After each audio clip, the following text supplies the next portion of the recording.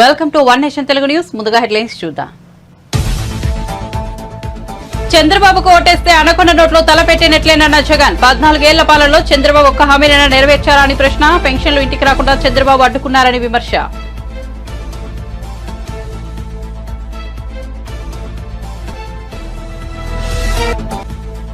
ఏలూరు జిల్లా నూజివీడులో ప్రజాగలం సభ. ఈ ముఖ్యమంత్రి ఎవరి కోసం పనిచేస్తున్నాడంటూ చంద్రబాబు ధ్వజం.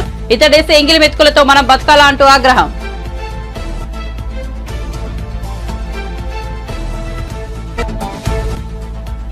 బాపట్ల జిల్లా రేపల్లెలో వారాహి విజయబేరి సభ. జనసేన కార్యకర్తల వల్లే తాను ఇన్నేళ్లు నిలబడగలనని పవన్ వెల్లడి. అడ్డగోలుగా దోచుకోవడం కుదరదు, ఇక్కడ పవన్ ఉన్నాడంటూ ఫైర్. ల్యాండ్ టైటిలింగ్ యాక్ట్ లో జగన్ కు లాభం కల్పించిందని విమర్శలు.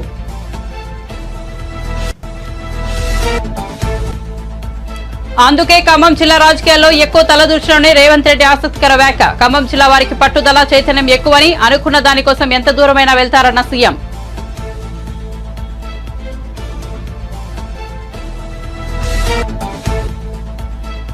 మహిళపై చేయి చేసుకున్న జీవన్ రెడ్డి వీడియోపై స్పందించిన కేటీఆర్. నిజామాబాద్ లోక్సభ నియోజకవర్గ పరిధిలో ఘటన. సోజ్ ఫస్ట్ చేసిన ట్వీట్ ను రీట్వీట్ చేసిన కేటీఆర్. కాంగ్రెస్ దురహంకారమని కేటీఆర్ ఆగ్రహం.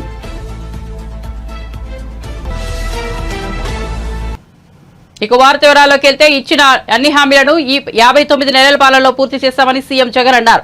అన్ని హామీలను నెరవేర్చిన మీ బిడ్డ మీ ఆశీస్సుల కోసం మరోసారి మీ ముందుకు వచ్చానని అన్నారు. హిందూపురంలో నిర్వహించిన ప్రచార బేరీలో ఆయన ఈ వ్యాఖ్యలు చేశారు. మరో 9 రోజుల్లో ఎన్నికల కురుక్షేత్ర యుద్ధం జరగబోతోందని చెప్పారు. ఇది కేవలం ఎంపీలను ఎమ్మెల్యేలను ఎంచుకునే ఎన్నికలు మాత్రమే కాదని, మీ భవిష్యత్తును నిర్ణయించే ఎన్నికలని అన్నారు. చంద్రబాబు ఓటేస్తే పథకాలన్నీ ఆగిపోతాయని, పథకాలు కొనసాగాలంటే వైసీపీకి ఓటు వేయాలని చెప్పారు. పొరపాటున చంద్రబాబుకు ఓటేస్తే అనకొండ నోట్లో తలపెట్టినట్లేనని జగన్ వివరించారు. చంద్రబాబుకు ఓటు వేస్తే చంద్రముఖి మళ్లీ నిద్రలేస్తుందని చెప్పారు. దేవుడి దయ, ప్రజల చెల్లని దీవెనలతో రాష్ట్రంలో ఎన్నడూ జరగని అభివృద్ధి చేసి చూపించామని అన్నారు. మేనిఫెస్టోలోని అన్ని హామీలు అమలు చేశామని చెప్పారు. 14 ఏళ్లు సీఎంగా ఉన్న చంద్రబాబు ఒక్క హామీనైనా నెరవేర్చారా అని ప్రశ్నించారు. చంద్రబాబు వాడు అందరికీ అర్థమయ్యేలా 4 మాటలు మీ బిడ్డ చెప్తాడు. పిండి కొద్ది రొట్టె అనేది ఒక సామెత, ఒక నానుడు. దాని అర్థం పిండి ఎక్కువ ఉంటే రొట్టెలు ఎక్కువ వేసుకోవచ్చు, పిండి తక్కువ ఉంటే రొట్టెలు తగ్గుతాయి. ఇది మనందరికీ కూడా తెలిసిన సామెత. కానీ పిండి ఎంత ఉన్నా కూడా ఆ రొట్టెలు చేసే అధికారం చంద్రబాబుదైతే మాత్రం ఆ పిండి ఆ రొట్టె అన్ని తాను తన వారు తినేయటమే ఒక స్కీమ్ గా పెట్టుకున్నదే చంద్రబాబు పాలన. నేను అడుగుతా ఉన్నా, చంద్రబాబు తన 14 ఏళ్ల పాలనలో పేదల ఖాతాల్లోకి, అంటే నా అక్క చెల్లెమ్మల కుటుంబాల ఖాతాల్లోకి ఒక్క రూపాయి అయినా వేశాడా అని అడుగుతా ఉన్నాడు మీ బిడ్డ. ఇలా 2 చేతులు పైకి ఎత్తాలి, ఇలా ఇలా ఇలా ఇలా ఇలా ఇలా ఇలా ఇలా ఇలా ఇలా. అదే మీ బిడ్డ, అదే మీ బిడ్డ ఈ 59 నెలల పాలనలో నా అక్క చెల్లెమ్మల కుటుంబాలకు వారి ఖాతాలకే మీ బిడ్డ ఏకంగా 2,70,000 కోట్ల రూపాయలు. మరొకసారి చెప్తా ఉన్నాను, ఏకంగా 2,70,000 కోట్ల రూపాయలు నేరుగా మీ బిడ్డ బటన్ నొక్కుతా ఉన్నాడు. నా అక్క చెల్లెమ్మల కుటుంబాల ఖాతాల్లోకి నేరుగా వెళ్తా ఉంది. ఈ డబ్బులన్నీ పంపించాడు. మరి ఇదే నేను అడుగుతా ఉన్నా, మరి ఇదే డబ్బు చంద్రబాబు హయాంలో ఎవరి జోబీలోకి పోయింది అని చెప్పి మీరందరూ కూడా నిలదీయండి అని అడుగుతా ఉన్నా. చంద్రబాబుకి ఎంత పోయింది? దత్తపుత్రుడికి ఎంత ఇచ్చారు? ఈనాడుకి ఎంత పోయింది? ఆంధ్రజ్యోతికి ఎంత పోయింది? TV5కి ఎంత పోయింది? వీరి జన్మభూమి జోబీల్లోకి ఎంత పోయింది అన్నది ప్రతి ఒక్కరూ కూడా నిలదీయండి చంద్రబాబు నాయుడును అని చెప్పి అడుగుతా ఉన్నా. మీ ఇంటికంతా ఫోన్లు కూడా చేస్తా ఉన్నారు. మీ అందరికీ కూడా IVRS ద్వారా ఫోన్లు కూడా చేసి మీ భూములన్నీ జగన్ లాక్కుంటాడు అని చెప్పి ప్రచారం చేస్తా ఉన్నాడు. నేను అడుగుతా ఉన్నా, ఇంత దిక్కుమాలిన రాజకీయాలు చేస్తా ఉన్న ఈ చంద్రబాబు నువ్వు అసలు మనిషివేనా అని అడుగుతా ఉన్నాడు మీ బిడ్డ. ఈ సందర్భంగా మీ జగన్, మీ బిడ్డ భూములు ఇచ్చేవాడే గాని భూములు లాక్కునేవాడు కాదు మీ బిడ్డ. అసలు చంద్రబాబు నాయుడు అడుగుతా ఉన్నా, అయ్యా అసలు నీకు ల్యాండ్ టైటిలింగ్ యాక్ట్ అంటే ఏమిటో తెలుసా చంద్రబాబు అని అడుగుతా ఉన్నా. అసలు ల్యాండ్ టైటిలింగ్ యాక్ట్ అంటేనే దాని అర్థం ఏమిటి అంటే భూముల మీద సంపూర్ణ హక్కులు రైతన్నలకు ఎల్లవేళలా ఉండేట్టుగా ఒక యాక్ట్ చేయడమే, దాన్నే ల్యాండ్ టైటిలింగ్ యాక్ట్ అంటారు చంద్రబాబు. ఫస్ట్ అది తెలుసుకో అని అడుగుతా ఉన్నా. మళ్ళీ ఇప్పుడు వీళ్ళు ముగ్గురు కలిసి ఏం చెప్తా ఉన్నారు? మళ్ళీ మేనిఫెస్టో అంట, మళ్ళీ ప్రజలను మోసం చేసేందుకు సూపర్ 6 అంటా ఉన్నారు. నమ్ముతారా అక్క? నమ్ముతారా? సూపర్ 7 అంటా ఉన్నారు. నమ్ముతారా? ఇంటింటికి కేజీ బంగారం అంటా ఉన్నారు. నమ్ముతారా? ఏలూరు జిల్లా నూజివీడు ప్రజాగలం సభలో టీడీపీ అధినేత చంద్రబాబు నాయుడు సీఎం జగన్ పై విమర్శనాస్త్రాలు సంధించారు. ఈ ముఖ్యమంత్రి ఎవరి కోసం పనిచేస్తున్నాడు, తన కోసం తాను పనిచేసుకుంటున్నాడు అంటూ ధ్వజమెత్తారు. ఈ ముఖ్యమంత్రి మాటలు కోటలు దాటుతాయి, చేతలు గడప కూడా దాటవని అన్నారు. ఇతడు ఒక మోసకారి, ఒక అహంకారి, ఒక సైకో, ఒక విధ్వంసకారుడు, ఒక బందిపోటు దొంగ. అతడి దృష్టిలో మనమంతా బానిసలం. అతడు ఒక నియంత అని వ్యాఖ్యానించారు. డబ్బులన్నీ తన వద్దే ఉండాలని ఈ నియంత ఆలోచిస్తాడు. అతడేసి ఎంగిలి మెతుకులతో మనం బతకాలి అని చంద్రబాబు మండిపడ్డారు.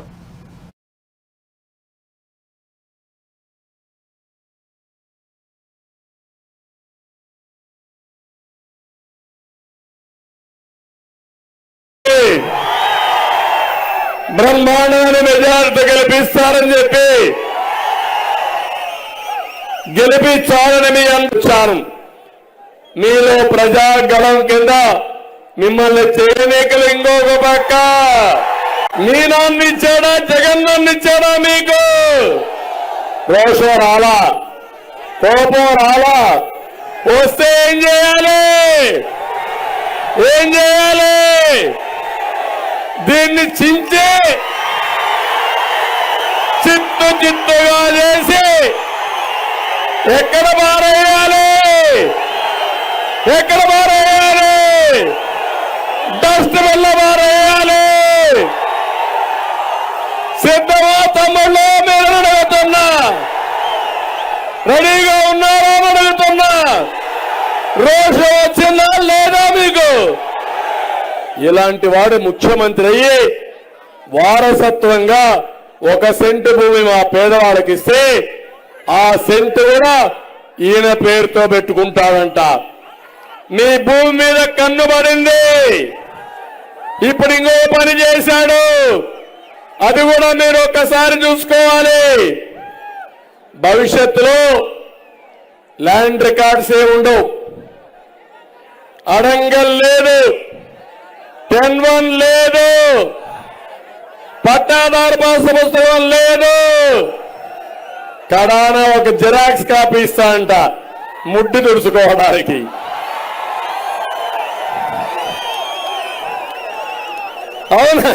అవునా కాదా? రద్దు చేయాలా లేదా? రద్దు చేయాలంటే గట్టిగా చెప్పండి.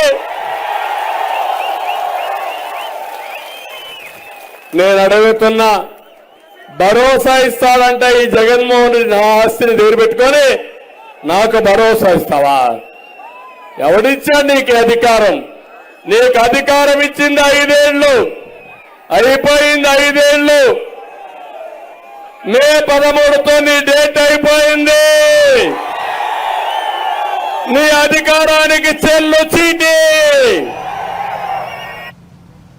బాపట్ల జిల్లా రేపల్లెలో నిర్వహించిన వారాహి విజయబేరి సభకు జనసేనాని పవన్ కళ్యాణ్ హాజరయ్యారు. ఈ సందర్భంగా ఆయన ప్రసంగిస్తూ తాను అనేక సవాళ్లు ఎదుర్కొని టీడీపీకి అండగా నిలబడగలిగానంటే అందుకు కారణం జన సైనికులు, వీర మహిళలేనని అన్నారు. తాను ఓడిపోయినప్పటికీ బలంగా నిలబడగలనంటే అందుకు కారణం జనసేన పార్టీ కార్యకర్తలేనని స్పష్టం చేశారు. ఎన్నో ఉలిదెబ్బలు తట్టుకున్న శిల అందమైన విగ్రహంలా మారుతుందని, ఈ దశాబ్ద కాలంలో ఎదుర్కొన్న ఎదురు దెబ్బలతో జనసేన పార్టీకి కూడా ఒక అందమైన రూపు వస్తుందని భావిస్తున్నట్లు తెలిపారు. అనగానే సత్యప్రసాద్ గారు లాంటి వాళ్ళు కలుపుకెళ్ళాలి, అలాగే మన చంద్రశేఖర్ గారిని కలుపుకెళ్ళాలి. వీళ్ళందరికీ ఎందుకు? నేను ఒకటే అనుకున్నా, నేను బతికుండగా ఈ రాష్ట్రానికి అన్యాయం జరగనివ్వను, తెలుగు ప్రజల ఐక్యతకి అన్యాయం జరగనివ్వను, భారతదేశ సమగ్రతకి అన్యాయం జరగనివ్వను, భంగం వాటిల్లనివ్వను. పొలాల్లో నిలిచిపోయిన డ్రైన్లు పారుదల గాక కుళ్ళిపోతా ఉంది. ఇక్కడ ఒక్క మన రేపల్లె సమస్య కాదు, ఏ మూలకెళ్ళిన ఇదే సమస్య. మనకి ముఖ్యంగా అరవపల్లి, ఉప్పూడి పరిసరాల డ్రైన్లు, వాటిని మీరు చూడండి. అక్కడ వెళ్ళి చూస్తే గుర్రపు డెక్క, నాచు, ప్లాస్టిక్, రకరకాల నానా వ్యర్థాలతో నిండిపోయింది. ఎవరు బాధ్యత తీసుకుంటారు? ఎవరు మాట్లాడతారు? మనకి బాధ్యత గల నాయకులు కావాలి. కూర్చున్న ఎమ్మెల్యేలు తెలంగాణ నుంచి, కర్ణాటక నుంచి ఇళ్లకొచ్చి ప్యాకాట క్లబ్లు నడిపించడం తప్ప వీళ్ళకి డ్రైన్లు పొడ్చాలని, డ్రైన్లు శుద్ధి చేయాలని బాధ్యత లేదు వీళ్ళకి. ఎంత దారుణంగా ఉంది పరిస్థితి. అరే, అన్నం పెట్టే రైతుకి అండగా లేని కాడికి ఎందుకు? మరి చుట్టుపక్కల మన జీవనదులు బోల్డన్ ఉన్నాయి, మనకి ఇన్ని పంట కాలువలు ఉన్నాయి, ఇన్ని ఇరిగేషన్ ప్రాజెక్టులు ఉన్నాయి, ఇంకా తాగునీటికి సమస్య ఉంది. ఏ నియోజకవర్గంకి వెళ్ళు తాగునీటి సమస్య. ఒక జల్ జీవన్ మిషన్ కేంద్ర ప్రభుత్వానికి ఉంది, ప్రధానమంత్రి గారు స్టార్ట్ చేసింది. ప్రతి ఇంటికి రక్షిత మంచినీరు కుళాయి కావాలని నిధులు వచ్చినాయి, 100 కోట్ల నిధులు వచ్చినాయి. ప్రతి నియోజక జిల్లాకి డబ్బులు సద్వినియోగం చేయలేం. దాంట్లో డబ్బులు కొట్టేద్దాం అనుకుంటున్నారు తప్ప ఒక్కొక్క ఇంటికి ఒక కుళాయి పెట్టాలి, డబ్బులు వస్తున్నాయి, డబ్బులు ఉన్నాయి. అరే అన్ని మాటల మీద వెనక్కి తీసుకొని కనీసం తాగునీటి అవసరాలు కూడా తీర్చలేని ప్రభుత్వం.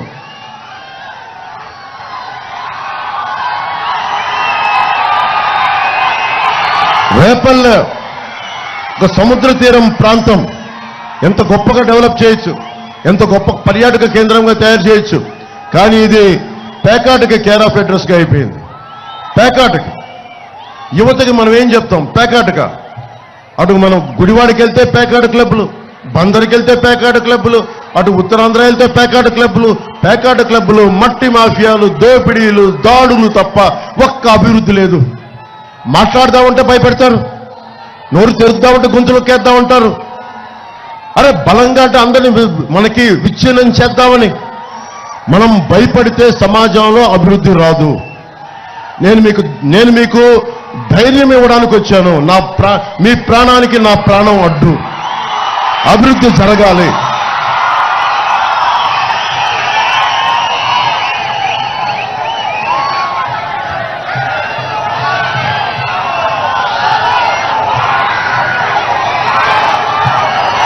నిర్వీర్యం చేయడం వల్ల ఆ పని ముందుకెళ్ళనివ్వట్ల. అలాగే మనం కూర్చోబెట్టి స్వభావం రీత్యా ఇది ఇసుక నేల, డ్రైనేజ్ మురికి నీరు బయటికి రావడం వల్ల అస్తవ్యస్తంగా అయిపోద్ది. దీని గురించి మాట్లాడేవాడు ఎవడు?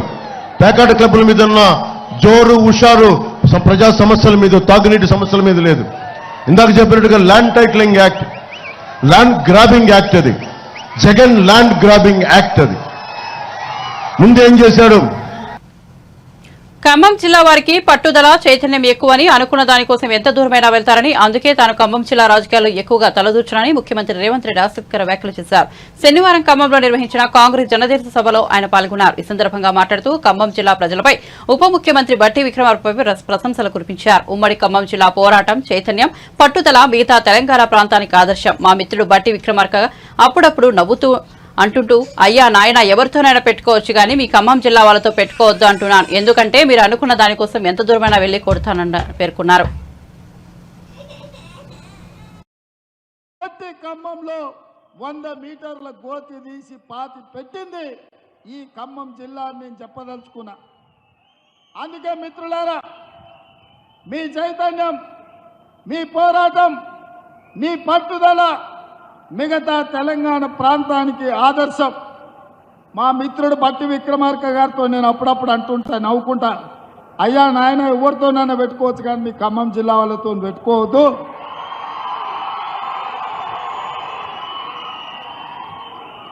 ఎందుకంటే ఎంత దూరమైనా మీరు అనుకున్న దానికోసం కొట్లాడతారు. అందుకే నేను ఎప్పుడు కూడా ఖమ్మం జిల్లా రాజకీయాలలో ఎక్కువ తల దూచకుండా దగ్గరగా ఉన్నట్టే ఉండి దూరంగా ఉండి నమస్కారం పెడుతుంటాను. ఆనాడు వైఎస్ రాజశేఖర రెడ్డి గారు ముఖ్యమంత్రిగా ఉన్నప్పుడు కూడా ఢిల్లీ పెద్దలు చెప్పిండ్రు, ఉమ్మడి రాష్ట్రంలో 23 జిల్లాలు ఉంటే నువ్వు 22 జిల్లాలకే ముఖ్యమంత్రివి, ఖమ్మం జిల్లాలో మాత్రం ప్రతి కాంగ్రెస్ పార్టీ కార్యకర్త ఒక ముఖ్యమంత్రి ఉంటాడు, వాళ్ళ సమస్యల మీద వాళ్ళే కొట్లాడుకుంటారు, వాళ్ళకు వాళ్ళే నాయకత్వం వహించుకుంటారు, వాళ్ళకు వాళ్ళే పార్టీని గెలిపించుకుంటారు. మనం వాళ్ళకు సహకరించాలి తప్ప మనం వాళ్ళ విషయంలో ఎక్కువ కలగజేసుకోవద్దని ఆనాడు వైఎస్ రాజశేఖర రెడ్డి గారికి చెప్పింది ఈనాటికి నాకు గుర్తుంది. ఎందుకంటే నేను ఒకసారి కాంగ్రెస్లో చేరిన తర్వాత ఢిల్లీలో పెద్దల్ని అహ్మద్ పటేల్ గారిని కలవడానికి పోయినప్పుడు నాకు ఈ విషయాన్ని గుర్తు చేసింది. అందుకే మిత్రులారా, ఈ ఖమ్మం జిల్లా చైతన్యవంతమైన జిల్లా.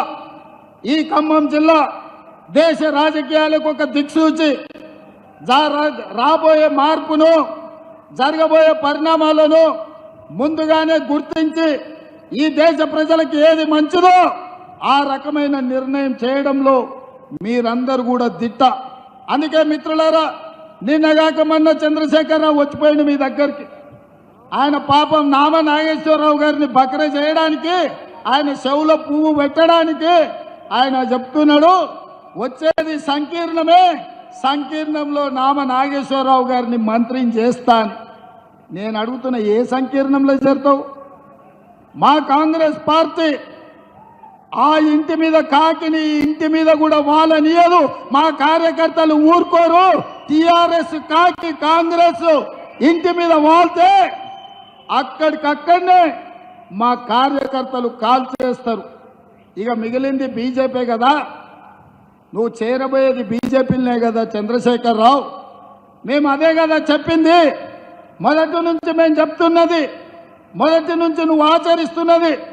2014 నుంచి 2023 వరకు 9.5 సంవత్సరాలు చంద్రశేఖరరావు రైతు వ్యతిరేక నల్ల చట్టాలు వచ్చినప్పుడు, నోట్ల రద్దు చేసినప్పుడు, జిఎస్టీ బిల్లును తీసుకొచ్చినప్పుడు, ట్రిపుల్ తలాక్ చట్టాన్ని చేసినప్పుడు, సిటిజన్ అమెండ్మెంట్ యాక్ట్ను పొందుపరిచినప్పుడు, యూనిఫామ్ సివిల్ కోడ్ తెచ్చినప్పుడు, ప్రతి సందర్భంలో ఇక్కడ కారు గుర్తు మీద ఓటు వేయించుకొని ఢిల్లీలో కమలం గుర్తుకు తాకట్టు పెట్టిన చరిత్ర చంద్రశేఖరరావుది.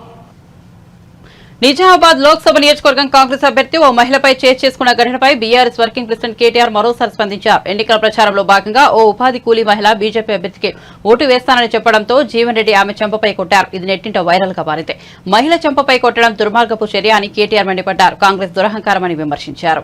ఈ ఘటనకు సంబంధించిన వీడియోను కేటీఆర్ రీట్వీట్ చేశారు. సౌత్ ఫస్ట్ చేసిన ట్వీట్ ను బీఆర్ఎస్ నేత రీట్వీట్ చేశారు. నిజామాబాద్ నుంచి ఓ మహిళ ఈ వీడియో వెలుగు చూస్తుంది. కాంగ్రెస్ ఎంపీ అభ్యర్థి జీవన్ రెడ్డి ఓ వృద్ధురాలి చెంపపై కొట్టాడు. కొన్ని రోజులుగా పెన్షన్ రాకపోవడంతో ఓ మహిళ తన వద్దకు వచ్చి కాంగ్రెస్ నేతలను ప్రశ్నించారు. అయితే ఆమె అతనిని గుర్తించలేదు. తనను వినయ్ రెడ్డి అని పిలవడంతో జీవన్ రెడ్డి ఆమెను కొట్టాడని ఈ ట్వీట్ పేర్కొంది.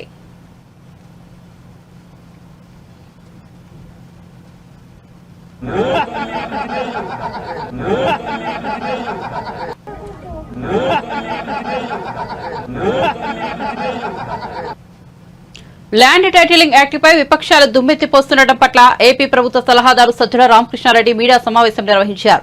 ల్యాండ్ టైటిలింగ్ యాక్ట్పై తప్పుడు ప్రచారం చేస్తున్నారని మండిపడ్డారు. ఇలాంటి చట్టం రావడం భూ కబ్జాలు చేసే వారికి ఇష్టం ఉండదని అన్నారు. ఇది భూములను రక్షించే చట్టం అయితే ల్యాండ్ గ్రాబింగ్ యాక్ట్ అంటున్నారని విమర్శించారు. 14 ఏళ్లు సీఎంగా ఉన్న చంద్రబాబు వంటి వ్యక్తి ఇలా మాట్లాడొచ్చా అని సజ్జల ఆగ్రహం వ్యక్తం చేశారు. నువ్వు ఎలాగో ఇలాంటి చట్టాలు తీసుకురాలో, ఎవరైనా తీసుకొస్తే నువ్వు హర్షించవు. నీ విషపూరితమైన ఆలోచనతో, నీకున్న పచ్చ మీడియా బలంతో, ఇలాంటి ప్రచారాలు చేయగలిగిన శక్తుల అండతో దీన్ని ల్యాండ్ గ్రాబింగ్ అని దుష్ప్రచారం సాగిస్తున్నావంటూ చంద్రబాబుపై ధ్వజమెత్తారు.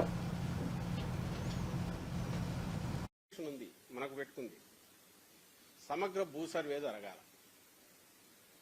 మనము ఇన్నాళ్ళు జరుగుతూ వచ్చింది పేపర్ డాక్యుమెంట్ మీద బేస్ చేసుకొని ఆస్తి వ్యవహారాలు నడుస్తుంటే, అంటే ల్యాండ్ ఉంటుందో ఉండదో సంబంధంలా డాక్యుమెంట్లో ఉంటుంది.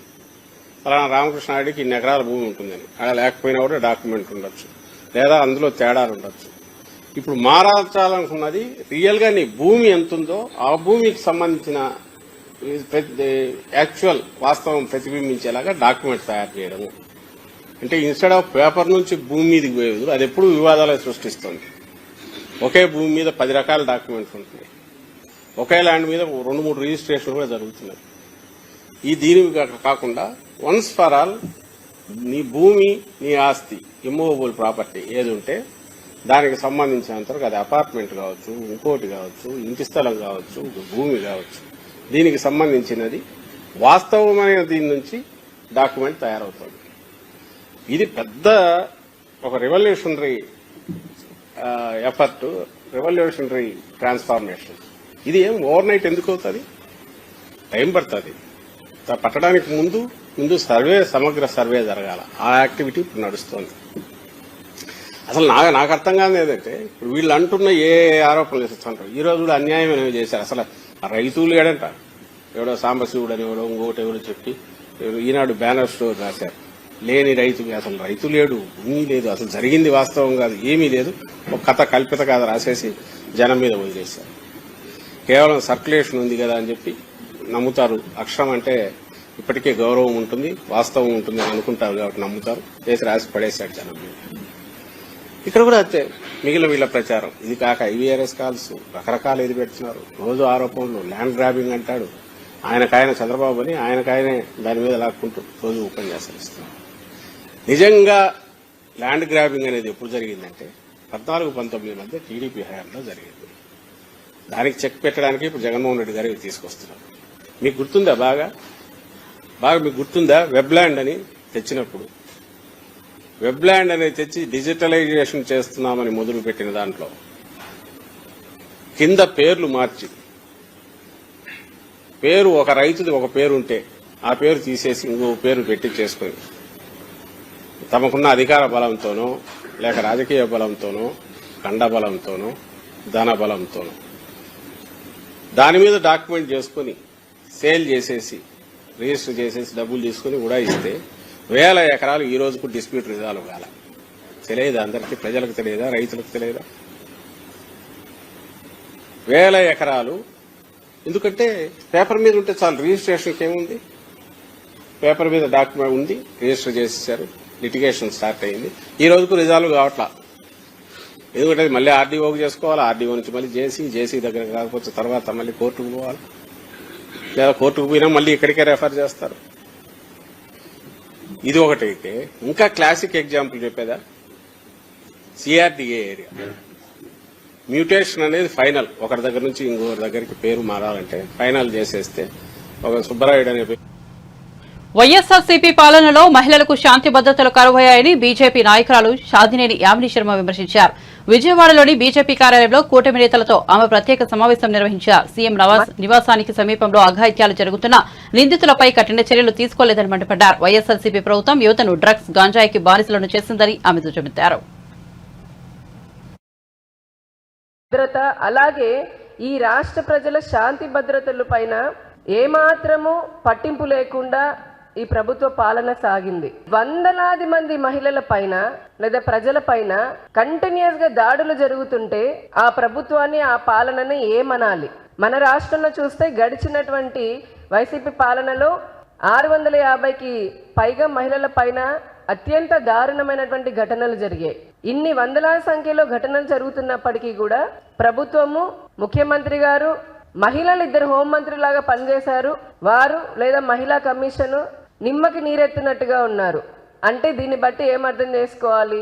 మనకు అర్థం కావట్లేదు. ఈ ప్రభుత్వము అసమర్థ పాలన, అసమర్థ ప్రభుత్వము, చేతగాని ప్రభుత్వము, ఏమాత్రము బాధ్యత లేనటువంటి ప్రభుత్వము, నిర్లక్ష్యంతో కూడినటువంటి ప్రభుత్వం అని చెప్పని మనకు తెలుస్తూ ఉంది. 2019 నుంచి 21 వరకు ఉన్నటువంటి మనం NCRB రిపోర్ట్ తీస్తే గనక అక్షరాల 22,278 మహిళలు, దాంట్లో 7,920 మంది బాలికలు, వారందరూ మిస్సింగ్ అయిపోయారు.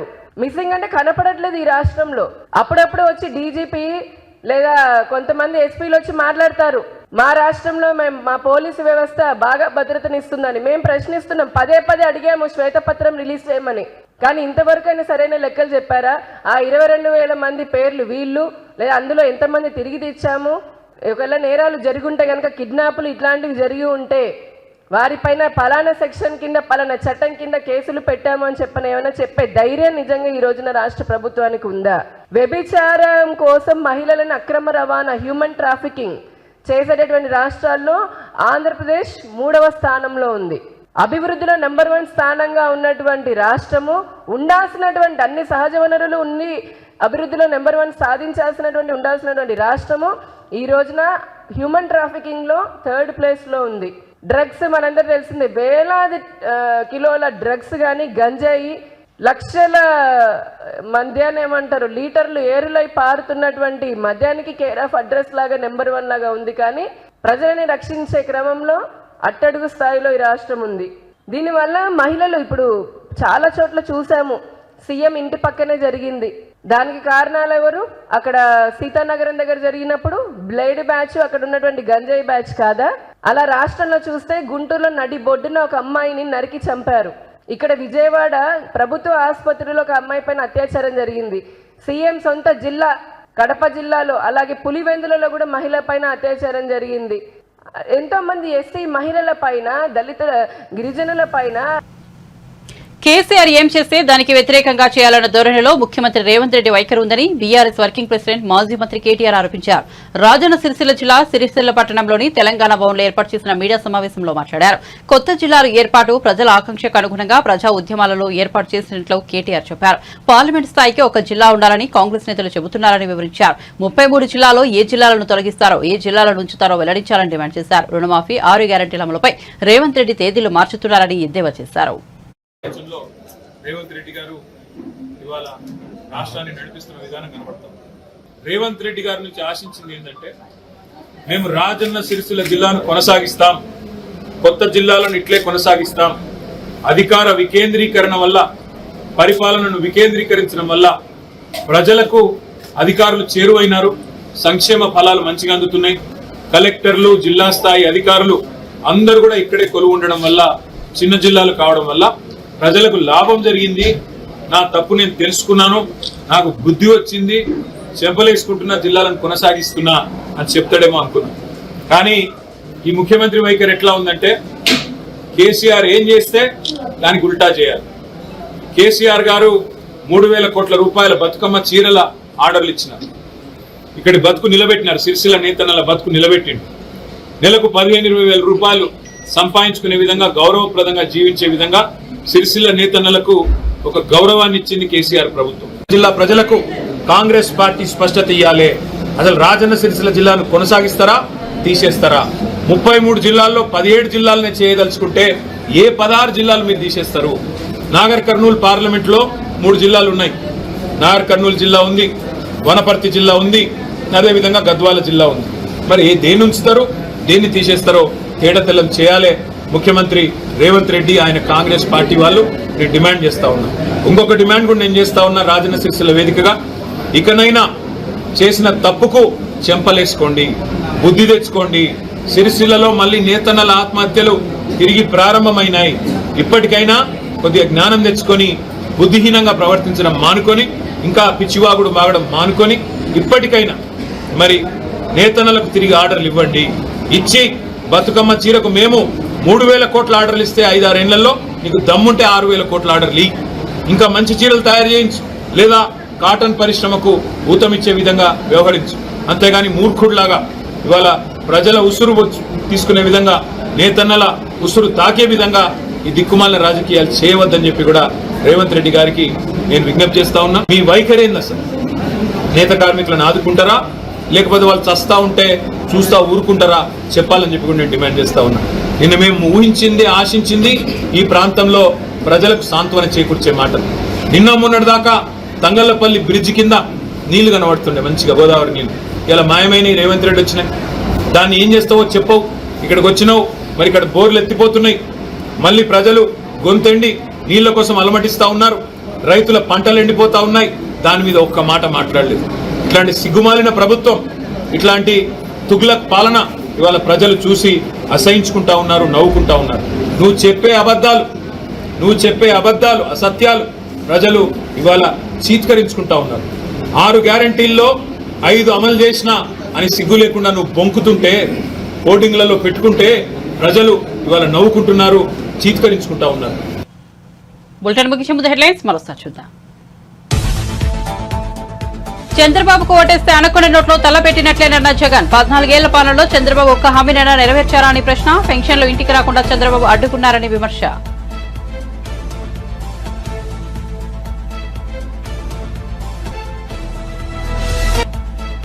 ఏలూరు జిల్లా నూజివీడులో ప్రజాగలం సభ. ఈ ముఖ్యమంత్రి ఎవరి కోసం పనిచేస్తున్నారంటూ చంద్రబాబు ధ్రువం. ఇతడేసే ఎంగిలి వెతుకులతో మనం బతకాలా అంటూ ఆగ్రహం.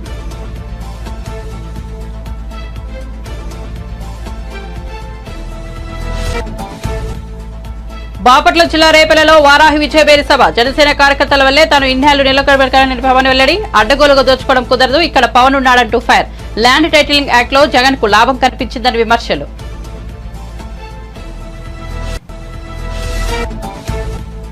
అందుకే ఖమ్మం జిల్లా రాజకీయాల్లో ఎక్కువ తలదూర్చడమని రేవంత్ రెడ్డి ఆసక్తికర వ్యాఖ్య. ఖమ్మం జిల్లా వారికి పట్టుదల, చైతన్యం ఎక్కువని, అనుకున్న దానికోసం ఎంత దూరమైనా వెళ్తారన్న సీఎం.